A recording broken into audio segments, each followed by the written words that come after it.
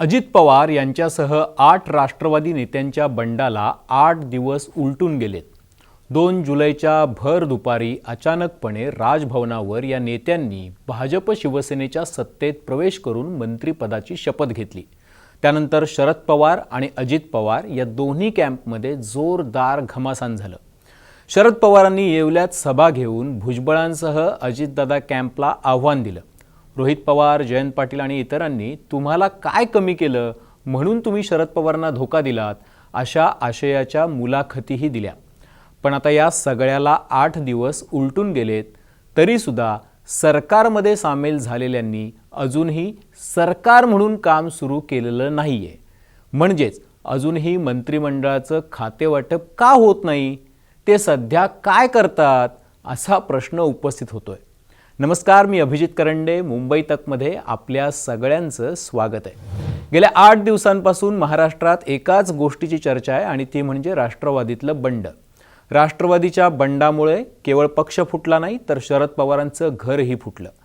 पण आता हा सगळा इतिहास चर्चा करून झालाय, त्यामुळे सगळ्यात महत्त्वाची चर्चा आहे ती मंत्रिमंडळाचं खातेवाटप नेमकं अडकलंय कुठे।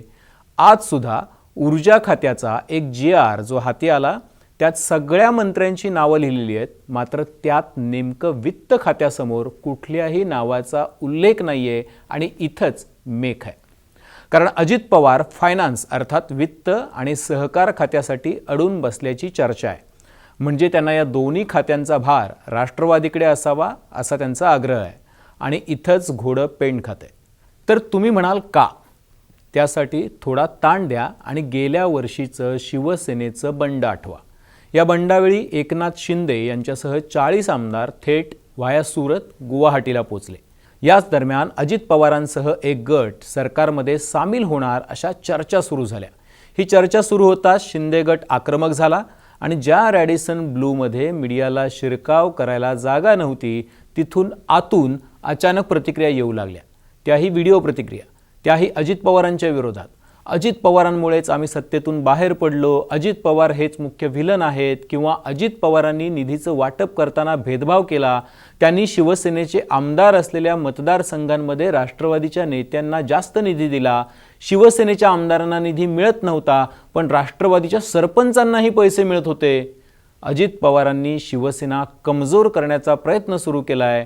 उद्धव ठाकरे आमच्या पक्षाचे आहेत, ते मुख्यमंत्री आहेत, पण पैसे मात्र राष्ट्रवादीकडेच जात आहेत, अशा प्रकारची वक्तव्य एका पाठोपाठ एक येऊ लागली।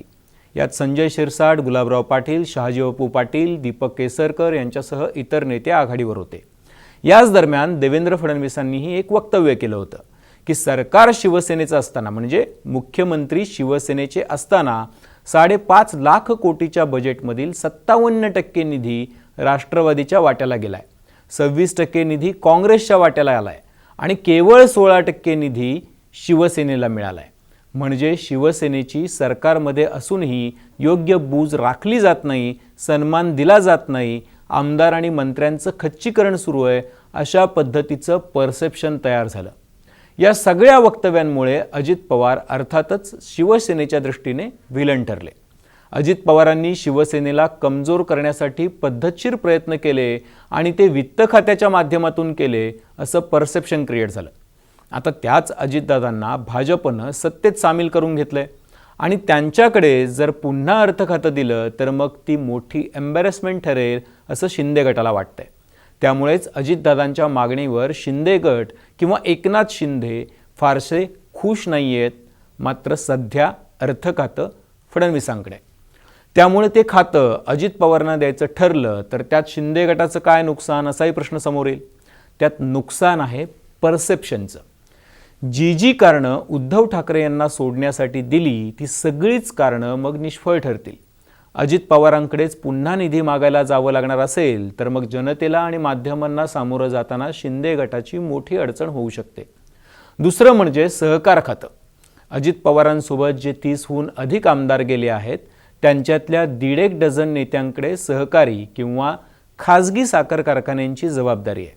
शिवाय सहकारी बँका आणि इतर गोष्टी वेगळ्याच। आणि सध्याच्या काळात जर सहकार खातं राष्ट्रवादीकडे आलं तर त्याचा मोठा फायदा यातल्या अडचणी सोडवण्यासाठी होऊ शकतो। पर्यायानं या 2024च्या निवडणुकीत मोदींना मोठा पाठिंबा अपेक्षित आहे, जो अजितदादांचा गट मिळवून देऊ शकतो. त्यासाठी सहकार खात्यावर सुद्धा राष्ट्रवादीची वर्णी हवी आहे.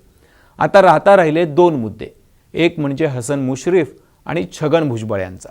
म्हणजे ज्या भुजबळांनी हिंदू हृदय सम्राट बाळासाहेब ठाकरे यांना अटक केली होती, त्यांच्यासोबत उद्धव ठाकरे कसे बसले? भुजबळांवर बेहिशेबी मालमत्ता जमवल्याचा आरोप होता. भुजबळ 2.5 वर्ष तुरुंगात होते.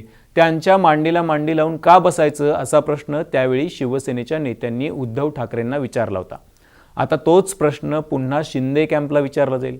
दुसरी बाब म्हणजे हसन मुश्रीफ, ज्यांच्या कारखान्याबद्दल नुकतीच किरीट सोमय्या यांनी ईडीकडे तक्रार केली होती, त्यांच्या मालमत्तांवर ईडीनं अर्धा डझनपेक्षा जास्त धाडी टाकल्या होत्या.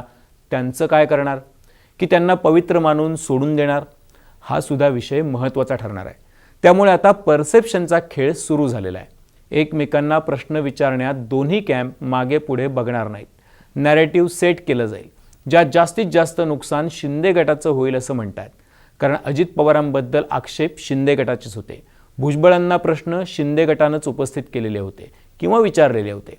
मुश्रीफ यांच्यावर कारवाई झाल्यानंतर जसे भाजप नेते आक्रमक झाले, तसे शिंदे गटाचे नेतेही बोलत होते. त्यांनीही भ्रष्टाचाराबद्दल रान उठवलं होतं. मग आता जे अजित पवार निधी देत नव्हते ते एकनाथ शिंदे आणि त्यांच्या आमदारांना चालणार का? अर्थात अर्थमंत्री म्हणून अजित पवारांशी आता जुळवून घेणार का? जनतेत जाऊन या प्रश्नांचं स्पष्टीकरण कसं देणार? बाळासाहेबांना अटक करणाऱ्या भुजबळांना आता क्लीन चिट मिळाली का? आता त्यांच्यावरच्या आरोपांवर काहीच म्हणायचं नाही का? हसन मुश्रीफ अचानक पवित्र झाले का? त्यांच्यावरचे आक्षेप मिटले का? याबद्दलची सगळी उत्तरं जशी भाजपला द्यावी लागतील, तशी राज्याचे आणि मंत्रिमंडळाचे प्रमुख म्हणून शिंदेंनाही द्यावी लागतील. त्यामुळेच घोळ मोठा आहे आणि इथंच खातेवाटपाचं घोंगडं भिजत पडलंय. आजचा व्हिडिओ आपल्याला कसा वाटला हे कमेंट बॉक्समध्ये लिहून नक्की कळवा आणि मुंबई तकचं यूट्यूब चॅनल सबस्क्राईब करायला विसरू नका. पाहत रहा मुंबई तक.